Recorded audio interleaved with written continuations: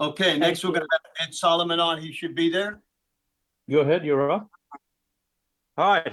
Good afternoon, everybody. So I'm just going to start my presentation with the most damning stuff we can possibly have here. Okay. So I'm going to share my screen. Let me know when you guys can see what's on my screen. Yeah, I can see your spreadsheet. Okay, we're going to start with this right here. And this is the results in Nevada. Okay. And before I show you the full picture of these results, we're going to zoom in on this graphic I made of a football stadium. So what you're seeing here in red are all the Republicans who voted no against ranked choice voting. Okay. So that's this section right here. And green is all the Republicans that voted for ranked choice voting. There are no Democrats in the stadium. And this is only in the early vote. So I say, okay, 80%, which is a 4-to-1 ratio of Republicans voted against ranked choice voting in Nevada, in both Clark and Washoe counties. What happens in the election day vote? This is not the mail-in vote. The mail-in vote is worse. What happens in the election day vote? Well, Republicans and Republicans only, it was a 50-50 split, a 1-to-1 ratio. Can you imagine filling a stadium with hundreds of thousands of Republicans one day and filling a stadium with hundreds of thousands of Republicans the next day, and you go from a 4-to-1 ratio to a 1-to-1 ratio for and against ranked choice voting? Okay? So here we have it here. If I zoom out now, this is Washoe County. So identify a Republican in the cast vote record as somebody who voted for Trump and a Democrat as somebody who voted for Kamala. Okay?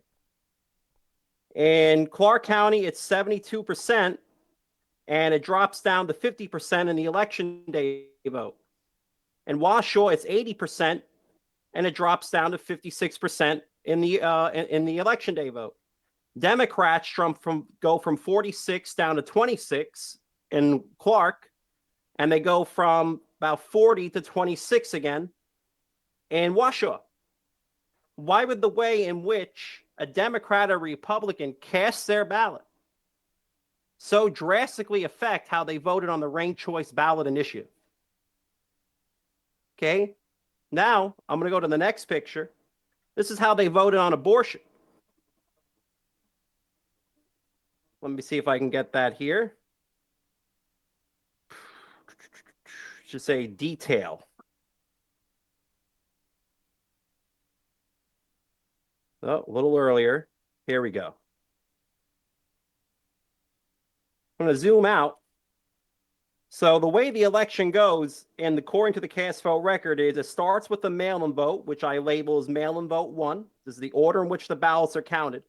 Then it goes to the early vote. Then it goes to the second mail-in vote. Then it goes to the election day vote. Then it goes to the third mail-in vote. Same thing for for Washoe County. Okay. This is how they voted on abortion. And we're going to look strictly at the early vote first, which is here. 70% of Republicans voted no on the abortion amendment. That drops to 50%, just like in the previous example. So we just went from at least more than 2-to-1 against abortion to, again, a 50-50 split on Republicans on election day on abortion. In the mail, because there's 3 mail-in votes, it starts at 70% and finds its way all the way down to 48%. Okay? Same thing in Washoe, 70 to 50, 70 to 52. I personally don't believe that Democrats voted 5% no against this, so that's a different argument altogether, but we'll address that another day.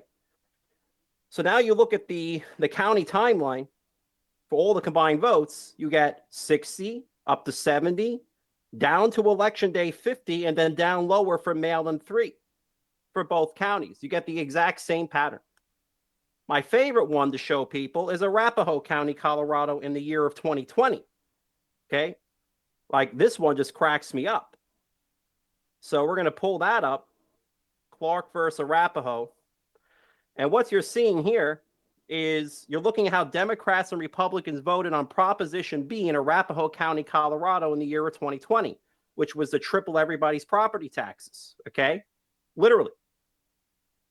And it says that Democrats and Republicans voted the exact same way at all moments in time for the last 10,000 ballots cast in Arapahoe County. It's 350 to 380,000 ballots. No matter where you go, maybe you get a little discrepancy once in a while. Democrats and Republicans voted in perfect parallel throughout this entire election. The same thing happens in ranked choice voting in 2024 in Clark County, Nevada. Republicans and Democrats are moving in perfect parallel for the entire vote. What does this normally look like? Okay, in a fair election, well, I don't have to show you. I can show you how people voted on other ballot propositions in Nevada. Okay, so we're going to go to fair versus unfair. Normally, you just get random noise. So this is on ranked choice voting in the early vote of Washoe County. You don't see perfect parallel movement. This is on state question 5, which was to make diapers tax exempt for young people, for babies and old people. You don't see parallel motion, but you do in Arapahoe, and you do in Clark County's mail-in vote on ranked choice voting. Why is this all important? Okay, because this goes to show that, one, they can rig the election day vote. In fact, they can rig the early vote too. That happens in other places.